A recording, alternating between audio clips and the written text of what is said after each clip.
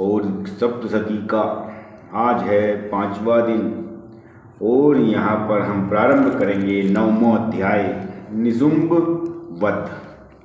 यहाँ पर इस अध्याय में निशुंभ का वध दर्शाया गया है। जय माता रानी, जय माँ भवानी। श्री मैं अर्धनारीश्वर के श्री विहग्र की निरंतर शरण लेता हूँ। वह अपनी भुजाओं में सुंदर अक्षमाला, पास, अंकुश और वरद मुद्रा धारण करता है। अर्धचंद्र उसका आभूषण है तथा वह 3 नेत्रों से सुशोभित है। राजा ने कहा कि हे भगवान, आपने रक्त बीज के वध से संबंध रखने वाला देवी चरित्र का यह अद्भुत महात्म्य मुझे बतलाया है। अब रक्त बीज के मारे जाने पर अत्यंत क्रोध में भरे हुए शुंभ और निशुंभ जो कर्म किया है उसे मैं सुनना चाहता हूँ। ऋषि कहते हैं कि हे राजन, युद्ध में रक्त बीज तथा दैत्यों के मारे जाने पर शुंभ और निशुंभ के क्रोध की सीमा नहीं रही। अपनी विशाल सेना इस प्रकार मारी जाती देख निशुंभ अमरस में भरकर यानी क्रोध में भरकर देवी की ओर दौड़ता है। उसके साथ असुरों की प्रधान सेना थी। उसके आगे पीछे तथा पार्श्व भाग में बड़े बड़े असुर थे जो क्रोध से होठ चबाते हुए देवी को मार डालने के लिए आ रहे थे। महापराक्रमी शुंभ भी अपनी सेना के साथ मातृ गणों से युद्ध करके क्रोधवश चंडिका को मारने के लिए आ पहुंचा। तब देवी के साथ शुंभ और निशुंभ का घोर संग्राम छिड़ गया। वे दोनों दैत्य मेघों की भांति बाणों की भयंकर वृष्टि कर रहे थे। उन दोनों के चलाए हुए बाणों को चंडिका ने अपने बाणों के समूह से तुरंत काट डाला और शस्त्र समूहों की वर्षा करके उन दोनों दैत्यपतियों के अंगों में भी चोट पहुंचा दी। निशुंभ ने तीखी तलवार और चमकती हुई ढाल लेकर देवी के श्रेष्ठ वाहन सिंह के मस्तक पर प्रहार किया। अपने वाहन को चोट पहुंचने पर देवी ने शूर्पर नामक बाण से निशुंभ की श्रेष्ठ तलवार तुरंत ही काट डाली और उसकी ढाल को भी, जिसमें 8 चांद जड़े थे, खंड खंड कर दिया। ढाल और तलवार के कट जाने पर उस असुर ने शक्ति चलाई, बहुत सारी शक्ति चलाई, किंतु सामने होने पर देवी ने चक्र से उसे भी टुकड़े टुकड़े कर दिया। अब तो निशुंभ क्रोध से जल उठा और उस दानव ने देवी को मारने के लिए शूल उठाया, किंतु देवी ने समीप आने पर उसे भी मुक्के से मारकर चूर्ण कर दिया, परंतु वह भी देवी के त्रिशूल से कटकर भस्म हो गई। तदंतर दैत्यराज निशुंभ को फरसा हाथ में लेकर आते देख देवी ने बाण समूहों से घायल कर धरती पर सुला दिया। उस भयंकर पराक्रमी भाई निशुंभ के धराशायी हो जाने पर शुंभ को बड़ा क्रोध हुआ और अंबिका का वध करने के लिए वह आगे बढ़ा। रथ पर बैठे बैठे ही उत्तम आयुधों से सुशोभित अपनी बड़ी बड़ी 8 अनुपम भुजाओं से समूचे आकाश को ढककर वह अद्भुत शोभा पाने लगा। उसे आते देख देवी ने शंख बजाया और धनुष की प्रतिज्ञा का भी अत्यंत दुस्सह शब्द किया। साथ ही अपने घंटे के शब्दों से समस्त दैत्य सैनिकों का तेज नष्ट करने वाला था, संपूर्ण दिशाओं को व्याप्त कर दिया। तदंतर सिंह ने भी अपनी दहाड़ से, जिसे सुनकर बड़े बड़े गजराजों को महान पद दूर हो जाता था, आकाश, पृथ्वी और 10 दिशाओं को गुंजा दिया। फिर काली ने आकाश में उछलकर अपने दोनों हाथों से पृथ्वी पर आघात किया। इससे ऐसा भयंकर शब्द हुआ जिससे पहले के सभी शब्द शांत हो गए। तत्पश्चात शिवदूती ने दैत्यों के लिए अमंगलजनक अट्टहास किया। इन शब्दों को सुनकर समस्त असुर थर्रा उठे, किंतु शुंभ को बड़ा क्रोध हुआ। उस समय जब देवी ने शुंभ को लक्ष्य करके कहा, ओ दुरात्मन, खड़ा रहे, तभी आकाश में खड़े हुए देवता बोल उठे, जय हो, जय हो। शुंभ ने वहां आकर ज्वालाओं से युक्त अत्यंत भयानक शक्ति चलाई। अग्नि में पर्वत के समान आती हुई उस शक्ति को देवी ने बड़े भारी नुके से दूर हटा दिया। उस समय शुंभ के सिंहनाद से तीनों लोग गूंज उठे। राजन, उसकी प्रतिध्वनि से वज्रपात के समान भयानक शब्द हुआ, जिसने अन्य सभी शब्दों को जीत लिया। शुंभ के चलाए हुए बाणों के देवी ने और देवी के चलाए हुए बाणों के शुंभ ने अपने भयंकर बाणों द्वारा सैकड़ों और हजारों टुकड़े कर दिए। तब क्रोध में भरी हुई चंडिका ने शुंभ को शूल से मारा। उसके आघात से मूर्छित हो वह भी पृथ्वी पर गिर पड़ा। इतने में ही निशुंभ को चेतना हुई और उसने धनुष हाथ लेकर बाणों द्वारा देवी काली तथा सिंह को घायल कर डाला। फिर उस दैत्य राज ने 10,000 बाहें बनाकर चक्रों के प्रहार से चंडिका को आच्छादित कर दिया। तब दुर्गम पीड़ा का नाश करने वाली भगवती दुर्गा ने कुपित होकर अपने बाणों से उन चक्रों को तथा बाणों को काट गिराया। और यह देख निशुंभ दैत्य सेना के साथ चंडिका का वध करने के लिए हाथों में गदा लेकर बड़े वेग से दौड़ा। उसके आते ही चंडी ने तीखी धार वाली तलवार से उसकी गदा को शीघ्र ही काट डाला। तब उसने शूल हाथ में ले लिया। देवताओं को पीड़ा देने वाले निशुंभ को शूल हाथ में लिए आते देख चंडिका ने वेग से चलाए हुए अपने शूल से उसकी छाती छेद डाली। शूल से विदीर्ण हो जाने पर उसकी छाती से एक दूसरा महाबली एवं पराक्रमी पुरुष खड़ी रह कहता हुआ निकल आया। उस निकलते हुए पुरुष की बात सुनकर देवी ठठाकर हंस पड़ी और खड़क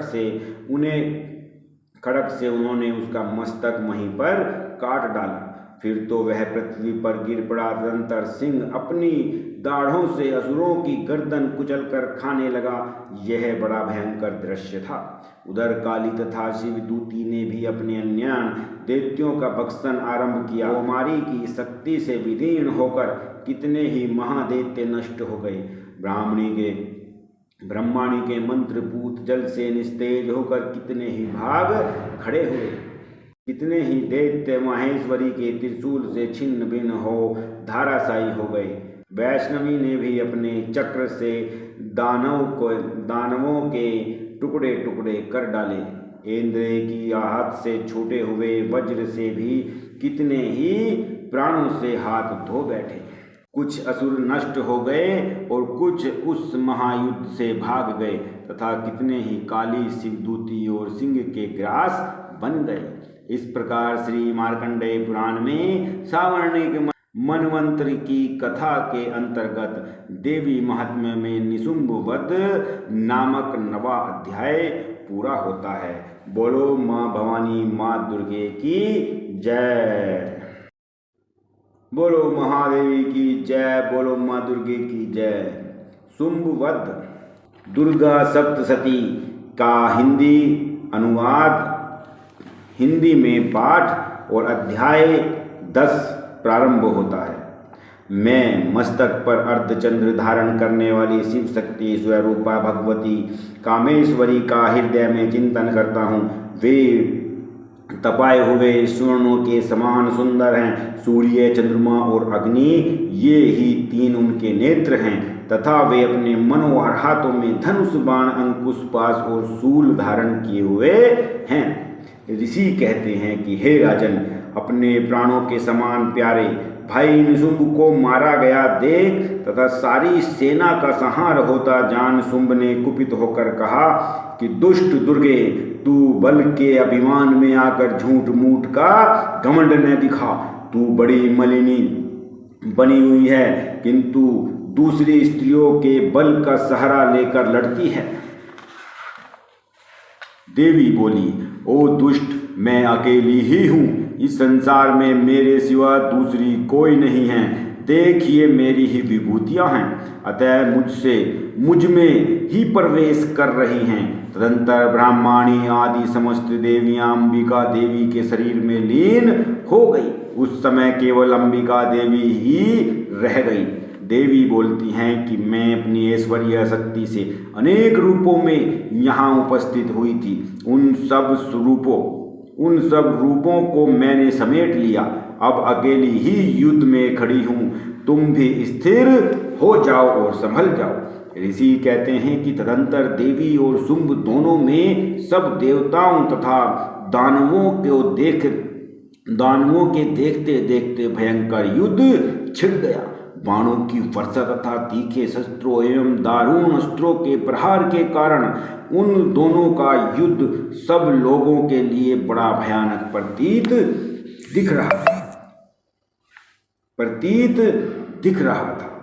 उस समय अंबिका देवी ने जो सैकड़ों दिव्य अस्त्र छोड़े, उन्हें दैत्यराज शुंभ ने उनके निवारक अस्त्रों द्वारा काट डाला। इसी प्रकार शुंभ ने भी जो दिव्य अस्त्र चलाए, उन्हें परमेश्वरी ने भयंकर हुंकार शब्दों के उच्चारण मात्र आदि द्वारा खिलवाड़ में ही नष्ट कर डाला। तब उस असुर ने सैकड़ों बाणों से देवी को आच्छादित कर दिया। यह देख क्रोध में भरी हुई उन देवी ने भी बाण मारकर उसका धनुष काट डाला। धनुष कट जाने पर दैत्यराज ने शक्ति हाथ में ली, किंतु देवी ने चक्र से उसके हाथों की शक्ति भी काट गिराई। तत्पश्चात दैत्यों के स्वामी शुंभ ने जो चंदावली चमकती हुई ढाल और तलवार हाथ में ले उस समय देवी पर धावा बोल दिया। उसके आते ही चंडिका ने अपने धनुष से छोड़े हुए तीखे बाणों द्वारा उसकी सूर्य किरणों के समान उज्ज्वल ढाल और तलवार को तुरंत ही काट दिया। फिर उस दैत्य के घोड़े और सारथी मारे गए। धनुष तो पहले ही कट चुका था। अब उसने अंबिका को मारने के लिए उद्धत हो भयंकर मुद्गर हाथ में लिया। उसे आते देख देवी ने अपने तीक्ष्ण बाणों से उसका मुद्गर भी काट डाला। इस पर भी वह असुर मुक्का बनाकर तान कर बड़े वेग से देवी की ओर झपटा। उस दैत्यराज ने देवी की छाती में मुक्का मारा। तब उन देवी ने भी उसकी छाती में एक चांटा जड़ दिया। देवी का थप्पड़ खाकर दैत्यराज शुंभ पृथ्वी पर गिर पड़ा, किंतु पुनः सहसा पूर्ववत उठकर खड़ा हो गया। फिर वह उछला और देवी को ऊपर ले जाकर आकाश में खड़ा हो गया। तब चंडिका आकाश में भी बिना किसी आधार के ही शुंभ के साथ युद्ध करने लगी।